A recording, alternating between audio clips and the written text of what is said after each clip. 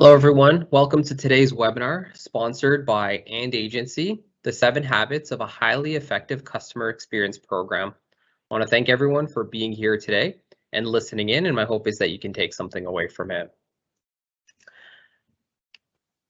My name is Julian Prashad, Marketing Director at Agency, and I've been working with organizations over the last decade to help them begin, maintain, and grow their customer experience research and management programs.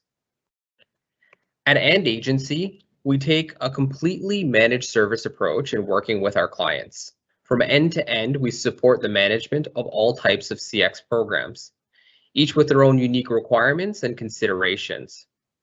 Managing programs at various stages of their development and their maturity, we have an in-depth understanding of what habits firms employs that makes their CX program successful.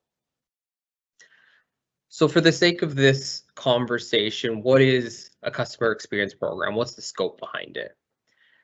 So for today's presentation, we want to focus on CX program being the discipline of listening to the voice of the customer through a structured research approach, where the feedback is reported back then to key stakeholders within the organization.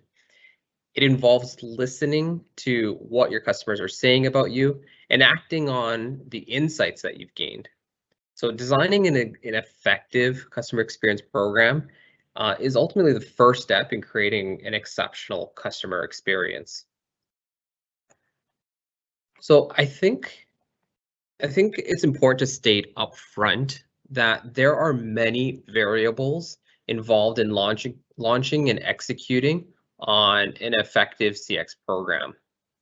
As you'll notice as we go through the sessions today, there's going to be a handful of items that you don't see listed, such as which technology to use, that's the BI tools, the survey platforms, etc., or what key metrics that you should be surveying your customers on. Is net promoter score, or customer satisfaction, or customer effort better, or even the feedback modes. Should you be doing email or SMS or pop-up surveys, or what's the newest and latest and greatest tech that you should be utilizing? And while each of these items are absolutely very important, I left them off intentionally here. Themselves, they don't make a program successful. What we want to focus and what we want today, we want to get to the habits that are more deeply rooted, more foundational for the success of a customer experience program.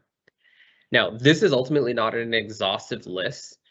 These were derived from our experiences as we work with firms over the years, and I'm positive that one could have a healthy debate on what habits to be including or excluding over each other, which I strongly encourage that dialogue. But without further ado, we're going to go through the 7 habits that we've identified. Let's begin with habit number 1, defined goals and business outcomes. So this is the first and arguably the more critical of habits, and it's ensuring that you have a well-defined set of goals. In both business and our personal lives, we set goals as a marker so that we can track our progress against. The same thing is true with our CX management initiatives. You can see here, 86% of customers are willing to pay more for great customer experience. 86%. That is a powerful statement. That alone is more than enough reason for organizations to be focusing on the customer experience. So it's important for us to define that customer expectation, and we need to measure our progress in meeting that goal. What does, great customer experience mean to your specific customer? We have to understand that and set that up as a goal. Establishing goals based on internal and external benchmarks provides your teams with not only direction, but focus. We can manage their performance, and ultimately it aligns everyone's actions to a common goal. And now it's best to have these goals formally documented and circulated. That's absolutely critical so that there is that focus, there is that direction. Organizations often use more often than not, in fact, tie the metrics measured in the CX programs directly to the employee experience and compensation. At all levels of management and executives are part of this process, are partly responsible for this customer experience initiative, and they all should be measured against it.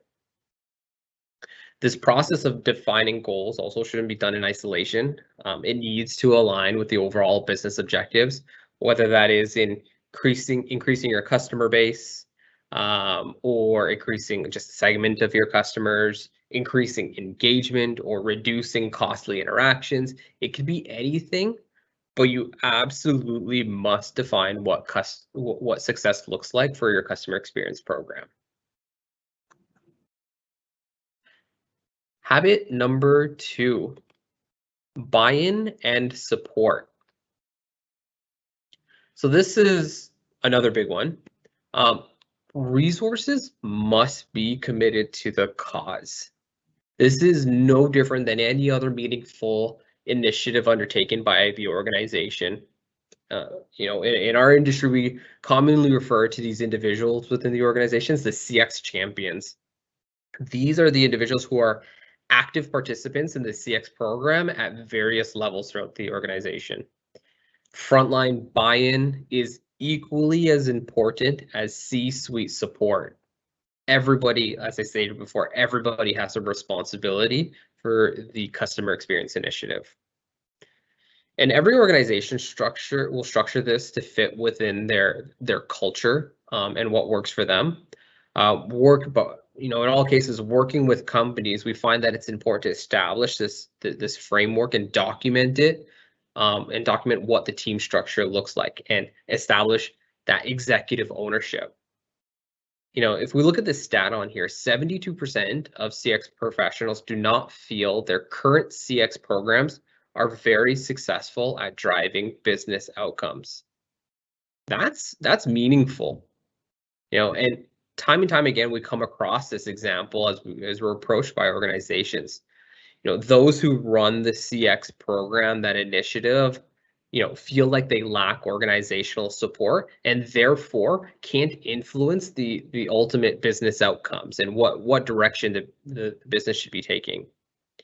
At best, they're seeing, this CX initiative as a pet project with, being managed by a select few, or set up just to superficially collect data. Sometimes being managed by a single individual out of the marketing department, where the culmination of all their work is summed up into a single quarterly slide in the executive board meeting. Now, I can't see people's hands, but raise your hands if you fall into this category, and this is how your organization is viewing the CX initiative and the customer experience program.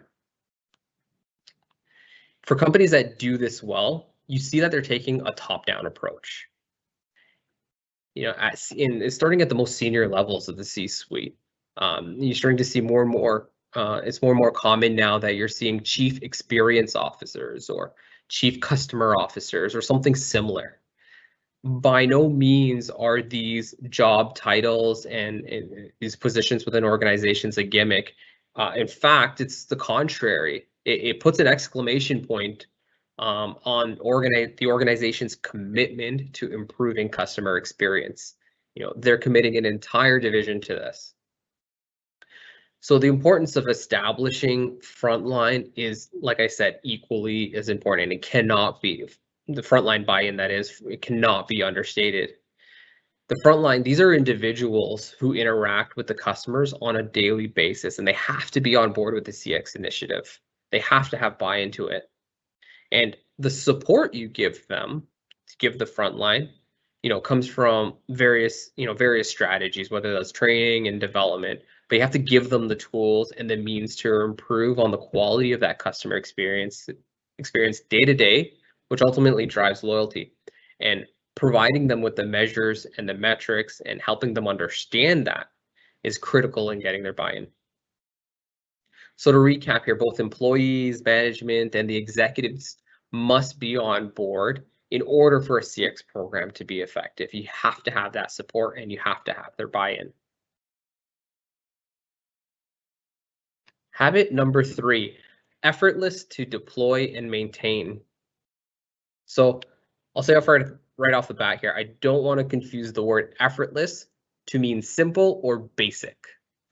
Rather, what I'm trying to say here is you should not be spending your time and your internal resources on learning new applications and technology or programming surveys or planning deployment schedules. Your time is better spent on understanding the results, working with the internal teams to define the actions that need to be taken based on those results. And this happens with a lot of organizations. You purchase an expensive software suite and given a one-day training course and then ultimately left to your own devices to figure it out. And it becomes a struggle for organizations and ultimately a larger cost for the company. So here's a quick example. Recently, we worked with a small financial institution, and that CX program resided within the marketing team, more specifically within a marketing specialist on that team. Now, we'll come back a little bit later on to the level of experience managing CX programs a little bit later that individual had, but I want to illustrate a point here. 75% of her time was spent on the day-to-day management of the survey and reporting. Everything was manual, from managing the email list to putting together the reports that needed to be distributed to the various lines of business team leaders. This left her with very little time to spend understanding the meaning of the results and more importantly, what to do with it. Ultimately, you have to give this organization kudos for recognizing this and reaching out to do what they needed to do to optimize that program and wisely use their marketing team's time by working with an agency to ultimately manage their program. But what they were doing was spinning cycles prior to that, just getting data out, just getting reports out, and no action being taken. You're not doing your organization any justice when your teams are spending more time on the administrative aspects of a CX program. And it's far too easy to fall into this habit when you're spending all your time maintaining the CX program instead of the more critical aspects. Either the CX program should be right-sized to fit with the resources you have available to execute well, or support added to that CX team to allow them time to actually take action on the results, which is an excellent segue to our habit number 4. Take action. So I think it goes without saying that the whole purpose of the CX program is to collect customer feedback and turn that data into action. With the vast amount of data at our fingertips, today more than ever, especially when a CX program that's collecting customer feedback gets paired up with operational data, is enormous. And it's easy to fall into the trap that we call analysis paralysis. This is the state in which you are continually analyzing data, ultimately forgetting to take action. And this taking action, occurs in 2 ways from our perspective. First and foremost, there's a means of service recovery. When a customer has a poor experience and they have taken their time to share that feedback with you, it's the responsibility of the organization to rectify that experience. Now, various research shows the improvement in customer loyalty when an issue gets resolved. And various factors play into that, such as speed of resolution, accuracy, understanding of the situation, and they're all involved in determining how much improvement is gained and how much loyalty is gained. But in all cases, it's for the positive. We call this process the closed loop process. And as the name states, it is resolving the customer's issue and closing the loop with them. So we conducted a research study not too long ago within a client's customer base to validate this process for them. We found that the closed loop process, when conducted correctly, because there is a correct way to do it, where customers' issues resolved or their expectations were managed, the loyalty KPIs increased significantly. Now, I don't want to misconstrue that story, that example, by saying we should go around creating customer problems only to fix the issue to improve our loyalty metrics. But rather, I want to emphasize the point that when a problem occurs and the organization takes ownership and care in finding a resolution, that customer will stick around.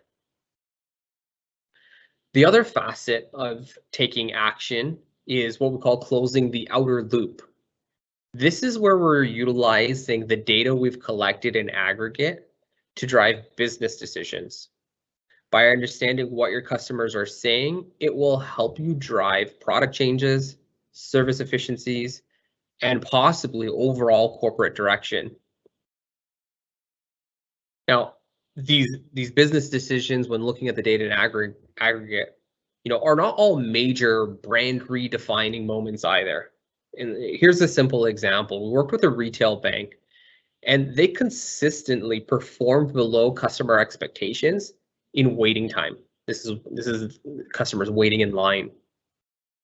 But by analyzing the customer feedback that highlighted that topic and correlating it to their transaction time, we found that this negative feedback wasn't coming across all customers or even specific customer groups.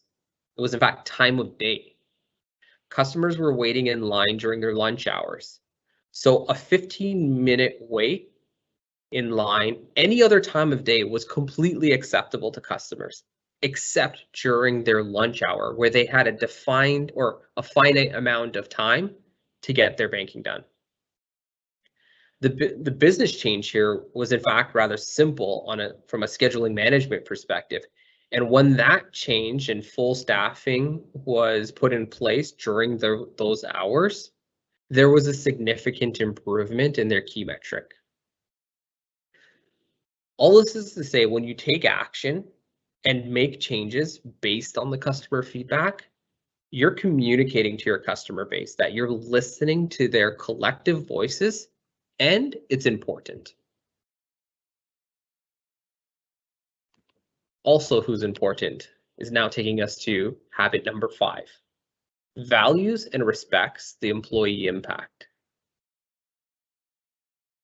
I think it's important to reinforce the impact employees have on the overall customer experience.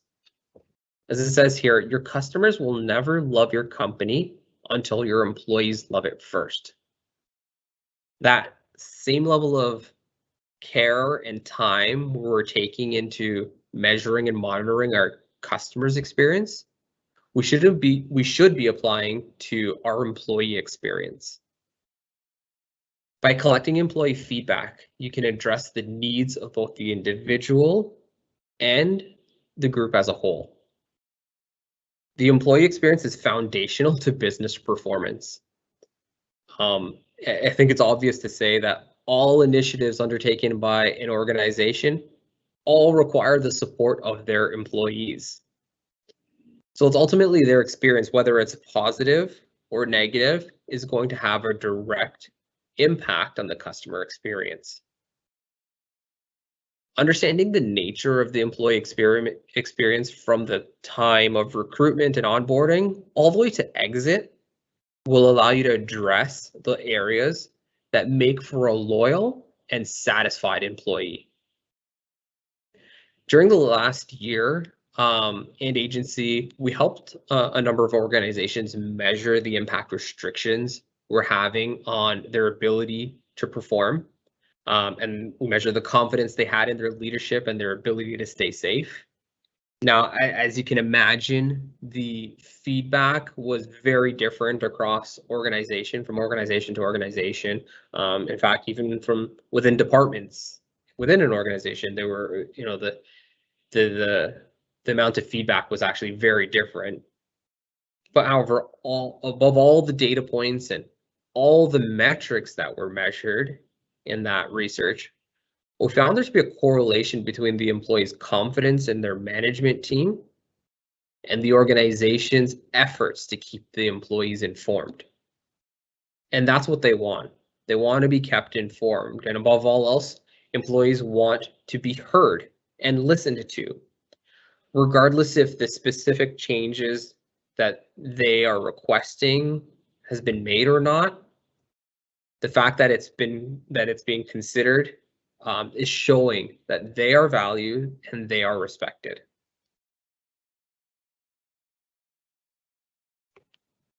Next one, habit number 6, clear budget and ROI expectations. Every initiative and expense within an organization has a defined budget and an expected ROI. The same thing is true for your CX program and initiatives. And I'll say this: don't overspend. And what that means for every organization is obviously very different. So I think a better way to say it is pay for what you need that's going to provide your organization value. Customer experience measurement and management does not have to be an expensive endeavor. And I'm very careful not to say go with the cheapest. It's more about what is going to bring value to your organization. An old client of mine and someone who's experienced in the CX industry, I admire a lot, once said to me, giving an analogy on the state of CX technology, just like a Fitbit doesn't automatically make you fit, a single customer experience platform or technology doesn't automatically improve your customer experience. It's about what you do with it. And although CX technology is important in staying modern, it's the support you receive on building and growing your CX program that's critical. Companies like And Agency, we take a hands-on approach in the customer experience program management, every step of the way from beginning to end, to help you create value and deliver that ROI. So take an assessment of what you're paying for. I've said it before, but it's worth reiterating. Are you purchasing just a technology stack and being left to your own device? And are you using it right? And are you getting the value from it that you need?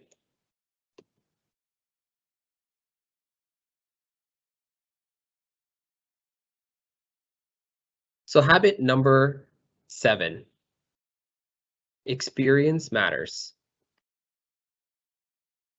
The in-house customer experience teams often face a decision, whether or not they are going to hire a partner vendor and to what degree. And there are some factors that need to be considered when faced with, do this yourself or hire. And I love this number here. Over 9 million LinkedIn members have customer experience in their current job profile. There are a lot of different skill sets involved in managing a customer experience program. From data analysts, insight managers, survey programmers, sample designers, marketing communication specialists, the list goes on. And in the example that I highlighted earlier with the smaller financial institution, whose CX program is being run by a single individual, there was one marketing specialist who was attempting to fill all of these roles. And by no fault of her own, she lacked the breadth of experience needed to manage a CX program of that size. Now, if your team is well stocked with all these skill sets for program success, go for it. Otherwise, augment your internal skill set with third-party talent as needed. This is where companies like And Agency provide support, and provide flexible options offered, meaning you don't need the entire suite of a solution, but use other firms, managed service firms to augment your existing team to fill those gaps. As you're building out your CX team, you will need to drive this initiative for the long term. You have to have the skill sets in place in order to achieve that long-term success and in order to execute ultimately. Now, whether you're hiring a partner or hiring a full-time staff with the experience and the background to manage a program, your CX team needs to be built for that long-term success, as it requires a variety of skill sets.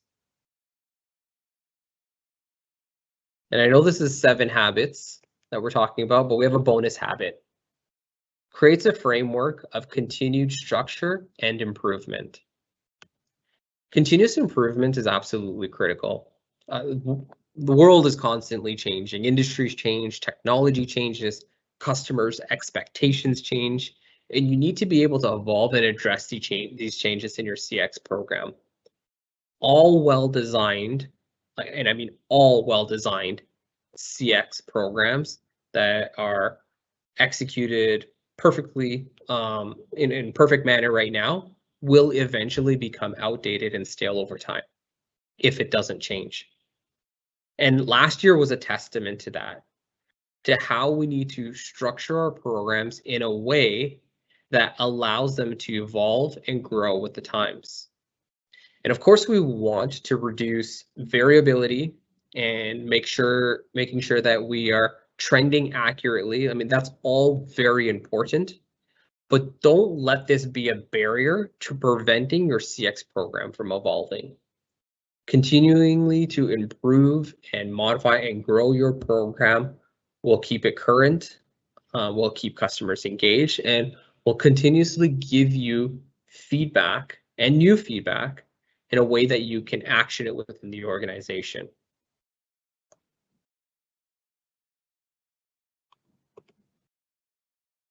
So my hope today is that everyone has been able to take something from what we talked about and reflect on the habits we discussed today within your organization and assess for yourself.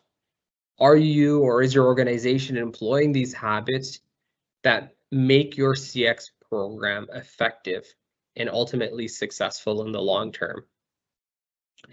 It's very important, although hard at times, to sit back and think, critically of it, but it's important to do so to ensure that you are set up for that success.